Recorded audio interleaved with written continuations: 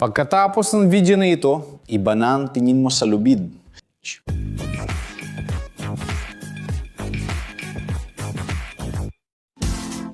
Kamusta Inhinyeriya Detalyado? Naisip mo na ba kung paano nakakaya ng mga lubid na magdala ng mabigat na timbang?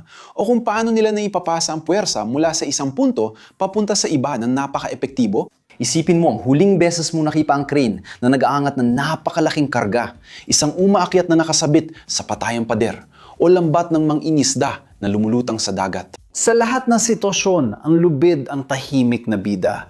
Pero bakit na ba ang simpleng elementong ito ay napaka-maaasahan? Ang mga lubid ay linyar at nababaluktot na elementong napapadala ng puwersa sa paghila, nakaiba sa mga baras o biga na gumagana sa kompresyon o baluktot.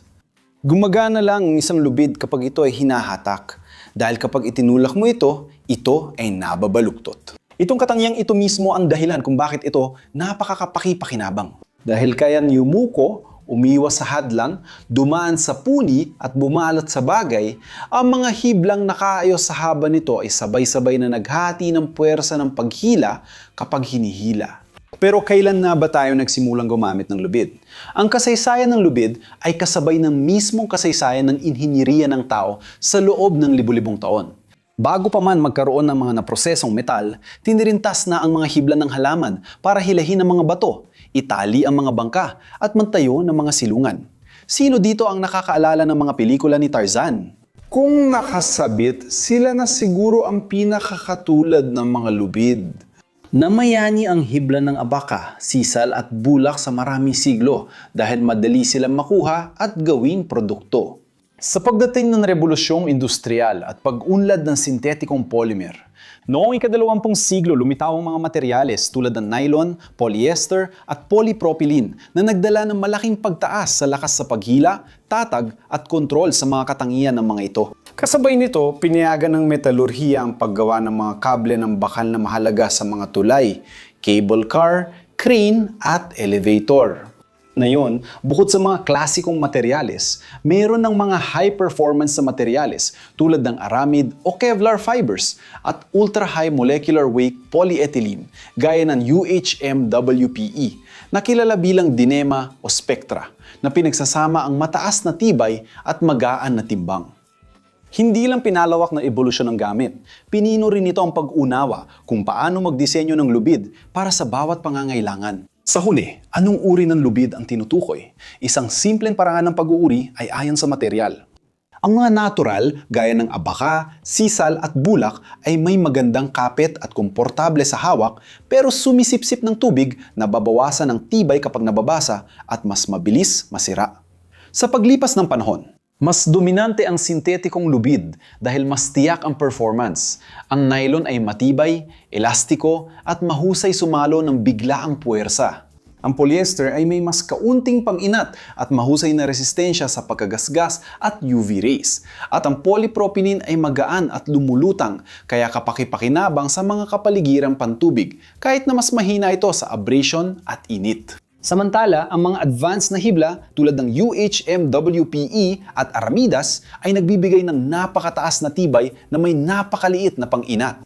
Gayunpaman, sensitibo ang UHMWPE sa init mula sa pagkikiskisan at ang mga Aramidas, kahit matibay sa init, ay mas madaling mapagod kapag paulit-ulit na nababaluktot. Bukod sa mga ito, mayroon ding mga kable ng bakal o mga strand ng kawad na gawa sa mga alambre na pinilipit o pinagumpong sa mga kumpol na walang kapantay pagdating sa tibay at tatag. Kapag maayos ang disenyo at pagpapanatili, mas mabigat ito at nangangailangan ng espesyal na pag-iingat sa inspeksyon at pag-aalaga. Isa pang paraan ng pag-uuri ay batay sa paggamit sa pag-akyat. Ang dynamic na lubid ay ginawa para bahagyang umunat at sumipsip ng enerhiya sa pagbagsak, kaya nababawasan ang impact na nararanasan ng umaakyat. Paano naman ang anchor point para sa rappelling, technical na palsagip, trabaho sa taas, at speleolohiya o pag-aaral ng mga kuweba? Karaniwan, ginagamit ang mga static o semi-static na lubid na may mababang pag-unat para sa mas mahusay na kontrol at pagiging epektibo sa konstruksyon at industriya.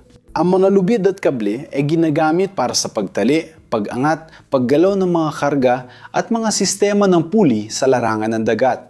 Ang polyester at polypropylene ay karaniwang ginagamit sa mga lubid pangkadaong at mga kable ng angkla. Pero kung paano nagagawa ng mga lubid ang kanilang ginagawa, ang prinsipyo ay pisikal at elegante, kung saan kapag naglagay ka ng puwersa, ang mga panloob na hibla ay napapasailalim sa hatak.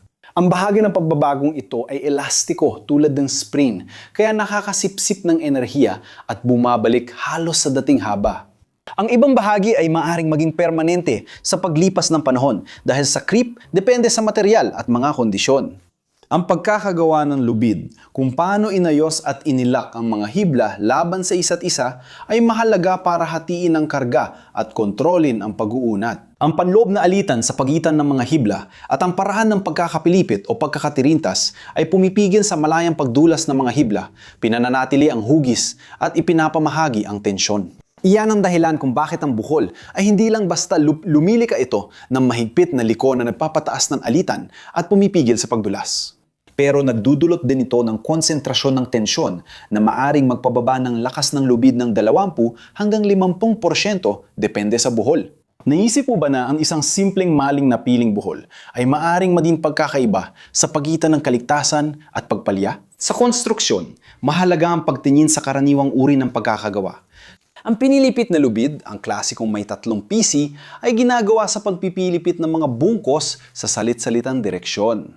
Ito ay nababaluktot at komportabling hawakan, ngunit may tendensyang umikot kapag may karga at maaring mas madaling magasgas sa ibabaw.